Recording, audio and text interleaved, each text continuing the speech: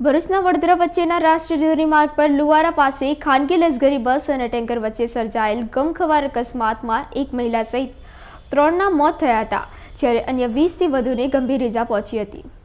સુરતથી મુસાફરો સાથે ખાનગી લશ્કરી બસ સૌરાષ્ટ્રના ગારિયાધાર જવા રાત્રે નીકળી હતી, જે રાષ્ટ્રીય ધોરીમાર્ગ પરથી મધ્યરાત્રિએ ભરૂચ પસાર કરી વડોદરા તરફ જઈ રહી હતી. તે દરમિયાન લુવારા પાસે યુટર્ન લઈ રહેલા ટેન્કર સાથે ધડાકાભેર અથડાતા અકસ્માત સર્જાયો હતો.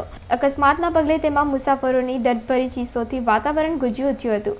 અકસ્માતમાં બસના આગળના ભાગનો ખુરદો થઈ જવા સાથે તેમાં સવાર 20થી વધુ મુસાફરોને નાની મોટી ઈજા થતાં તમામને સારવાર માટે 108 દ્વારા ભરૂચ લાવવામાં આવ્યા હતા. ઇજાગ્રસ્તો પૈકી એક મહિલા સહિત 3ના મૃત્યુ થયા હતા, જ્યારે અન્ય 2ની હાલત ગંભીર જણાતી હતી. અકસ્માતની જાણ થતાં પોલીસ કાફલાએ દોડી આવી વાહન વ્યવહાર પૂર્વવત કરવા અને અકસ્માત સંદર્ભે કાયદેસરની કાર્યવાહી હાથ ધરી છે. આ સુરતથી ભાવનગર જિલ્લાનો અમરગઢ ગામ છે. ત્યાં કેટલા જણા હતા બસમાં? તમે ટોટલ બસમાં તો એ સીટો જેટલી હતી બધી પૂરી પેક હતી.